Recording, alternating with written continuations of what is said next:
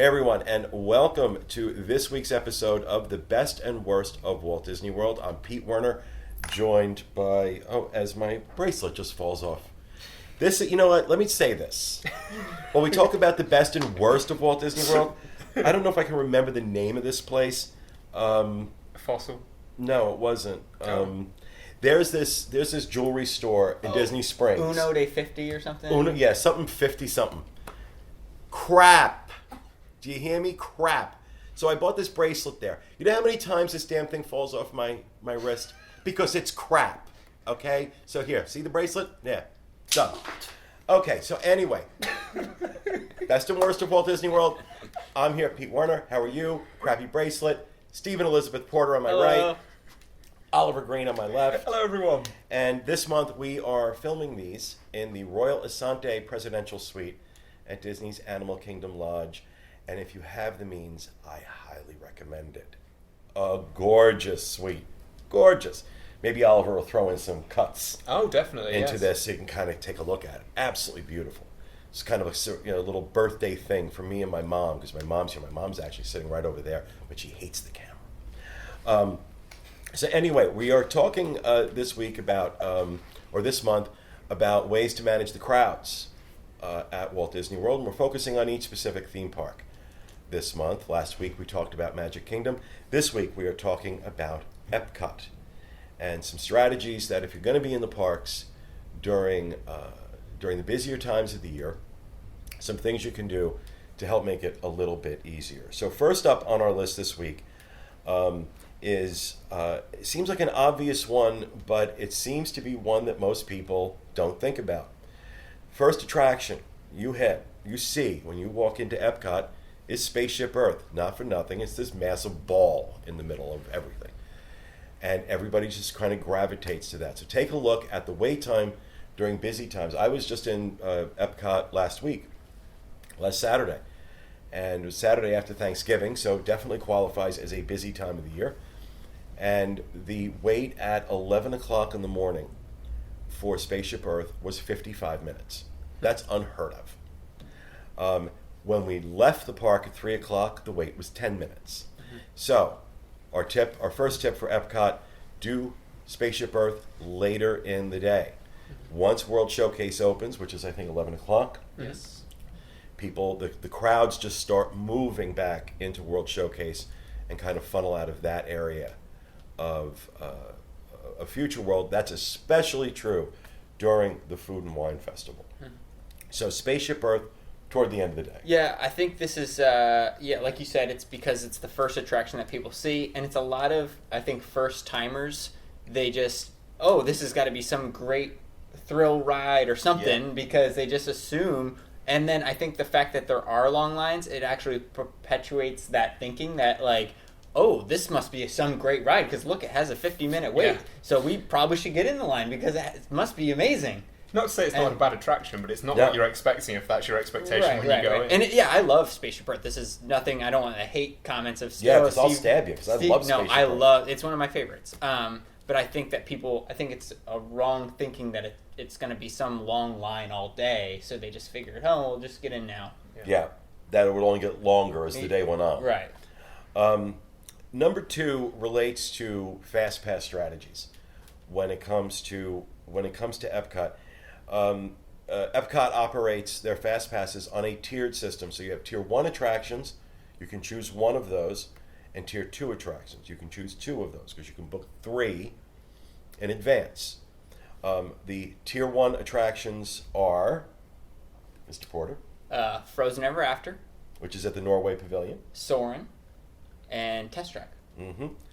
And so, of course, 3 most popular rides, you can only get fast passes for 1.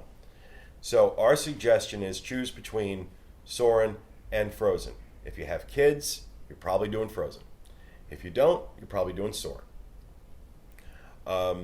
But Test Track really should not be on that list. Yeah. Now, why is that, Steve? Well, is this this kind of goes flows into our third one.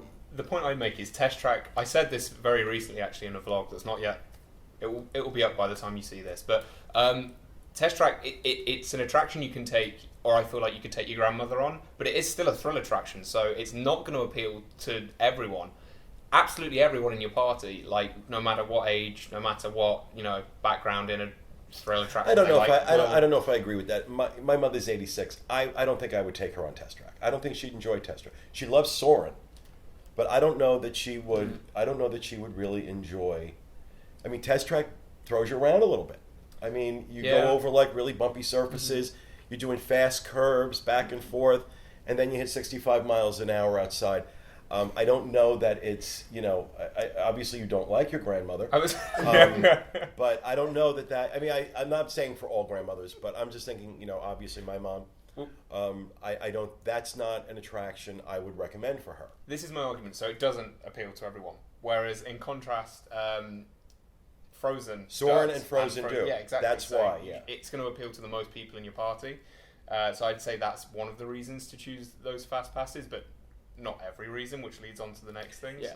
So the other reason is there's single rider on Test Track. No, I mean, that's a huge reason why you don't need fast pass, as long as you're okay with your group separating a little. Number 3 on our list is use the single rider line at Test Track.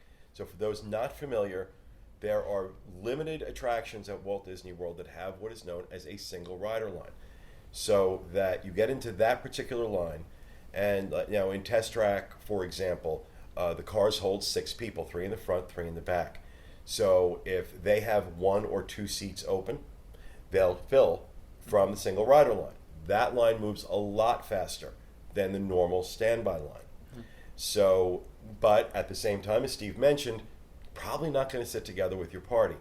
But on an attraction like Test Track, I don't know how much that matters because it's...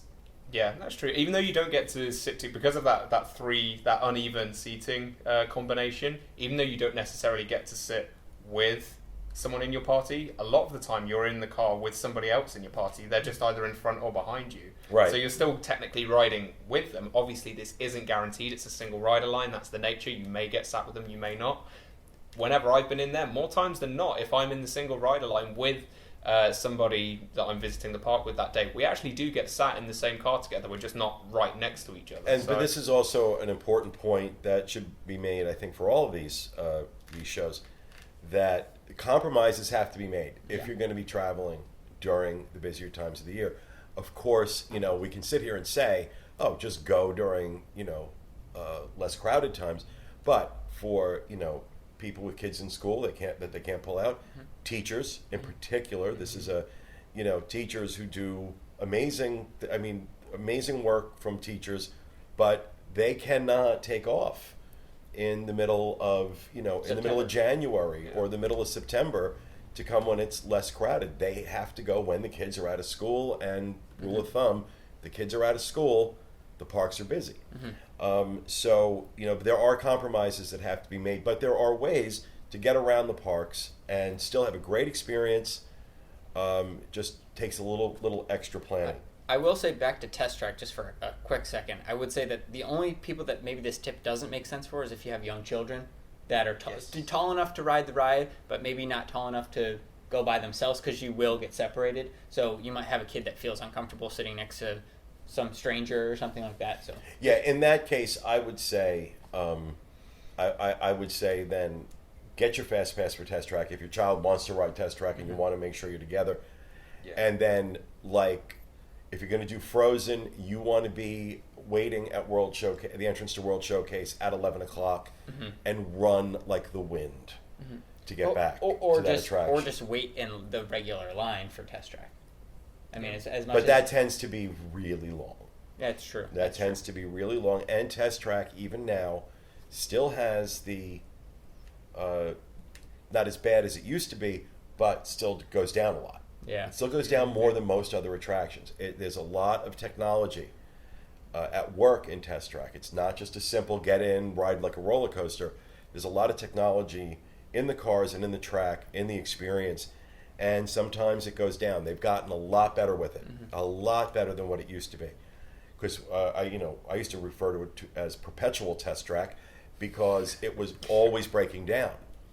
Always breaking down. It doesn't happen as often now, but that is one of the things about the standby line that you need to be you need to be mindful of. The fourth on our list, and some people may not agree with this, but this is important. If you are driving your own car or a rental car to Epcot, but even still with the bus service, when the parks are busy, watch Illuminations from Future World. Now, yeah, you're going to miss a lot of what goes on in the lake around in the center of World Showcase. You're going to miss the stuff that happens on the water. But you're in a better position to get out of the park and to the bus stop or to your car and out before the masses. If you're not going to do that, then you're going to want to loiter around Future World, for about an hour. Which isn't a bad thing in itself, because if you spend the time just, in World Showcase waiting for people to leave, that walk through World Showcase after everyone's left is really nice. It's incredible when it's really not, nice. Especially at night, lit up.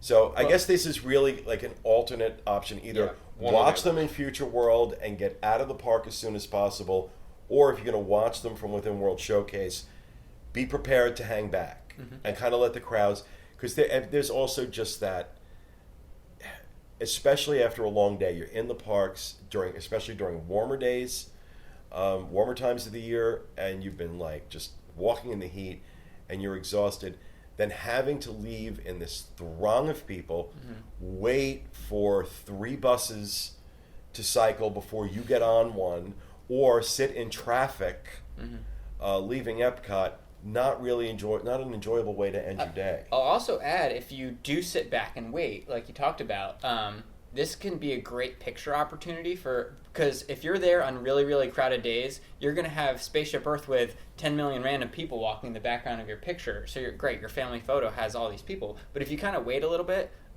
you can get a picture with minimal amount of people if you just wait that extra little time. Yeah. Now, one of the fifth and final tip we have for taking advantage of or tips to navigate Epcot during busier times of the year relates to dining, especially on really busy times. It can be almost impossible to find a table at a restaurant in World Showcase or in Future World. They fill up. And one thing that I like to do, that I've heard from other people, just kind of dash out the World Showcase exit at Epcot, head over to the boardwalk. You have some great dining options over there. You have Big River Grill, which I love Big River Grill. I know some people don't, but especially if you just want a beer and a burger or a nice sandwich, and it's nice. It's a brewery, so they brew their own beer there. I've heard good things about that. I don't drink, so I can't say. But you've got some great options over on the boardwalk for dining. If it's too crazy in Epcot and you just want to take a little break, and the boardwalk is just a great place to hang out and be around for a little bit. Just escape the shoulder-to-shoulder traffic on those really, really busy days. Even if it's just dropping out to visit Ample Hills and getting an ice cream, it could just be a snack. Yeah. It's a nice way of just getting out of the crowds for a second and just getting back into it. So. I mean, I'll add on, even they have the marina there too. So if you want to take a midday break and go on the boat, do a boat rental. Rent a pontoon boat. Yeah. And go around Crescent Lake, and that'll take you. You can't go into Epcot, but you can go, around the Yacht and Beach Club, by the Swan Dolphin, up the lagoon, over to Hollywood Studios, and back around. Now, you can't dock at Hollywood Studios and get out, park hop with these things, but that's a great idea too. One of the other things I'm just going to throw in as an honorable mention, this isn't a bullet point, is that, in last week we talked about low, attractions with historically low wait times that you could take advantage of in the Magic Kingdom. You can kind of do that at Epcot as well. If you, for example, virtually every pavilion in World Showcase has some kind of an attraction. You have El Rio del Tiempo, the Rivers of Time, or no, it's now Three Caballeros now, right? It's Three Caballeros. I still call it by its old name. But the great little, it's a Mexican Small World type attraction in the Mexico Pavilion. You've got Impressions de France. We have Impressions de France In France, you have the film in China. The name is escaping me right now. I just mentioned it before we started recording, and I can't think of it. I can't remember it either. You also have a great 360 film in Canada, hosted by Martin Short. So you have lots of great shopping opportunities in England, in the UK Pavilion, the Morocco Pavilion, the Japan Pavilion, and both the Japan Pavilion and the China Pavilion always have some kind of exhibit going on. Yes. And that's culturally relevant to that country. So there are, a lot of shopping opportunities, a lot of, dark, cool places to sit and watch things. My favorite, in the American Pavilion, the American Adventure. American Adventure, can't overlook that. Voices of Liberty, which is the a cappella group that performs. I know you hate them, but hate's a strong word, and I've come under fire for that. So yeah, well, I dislike. Give me a green card. I thought that was going to happen actually when I said that last time. So. Anti-American. Not at all. No, I'm a huge fan of the attraction. It's just the Voices of Liberty. Okay, and here's what I say: Voices of Liberty. That's a whole lot of talent in one place. That is a whole lot of talent, because you got to sing like that, to sing a cappella like that, with that size group, that you have to modulate your voice and really hit your notes. You can't be off. And the way that hall like echoes, you got to be on point because it sends out what you're singing. And you've got no music to hide behind. It's just you've got to be able to really sing. This isn't I'm a good singer. If you're in Voices of Liberty, you can sing that. You're a great singer. And so I don't care what the immigrant says. Voices of Liberty, amazing. And of course, the American Adventure, the theater show, really inspiring, beautifully done. And again, big theater, holds a lot of people. It's cold, and you're like out of the heat and out of the crowd for a good 40 minutes. 45 minutes, waiting for Voices of Liberty and watching the show. I will say on crowded, if it's not a crowded day, they'll genuinely just kind of let you sit where you want. On a crowded day, like if it's going to be a peak season, I would say when you're loading into that theater, let a couple people in front of you so that way you can kind of get a middle seat because they will make you go to the end of the row. So this is really more a top 6 because we just got an awful lot of traction out of that that extra. So recapping, Spaceship Earth, wait for the end of the day. Get your fast passes for either Soarin' or Frozen. Utilize the single rider line at Test Track. Watch Illuminations from Future World or watch it in World Showcase and give yourself a good half hour, 45 minutes before you start venturing out of the park. For a quick midday break, shoot out the World Showcase exit, the International Gateway exit at Epcot over to the boardwalk, grab a pontoon boat or have lunch over at one of those restaurants. And the one we thought was just going to be an honorable mention, which I think makes this a top 6, not a top 5, is take advantage of some of the attractions that you find in World Showcase. So that will do it for this episode of the Best and Worst of Walt Disney World. We hope you enjoyed it. We'll be back with you again next week with another episode. Have a good one.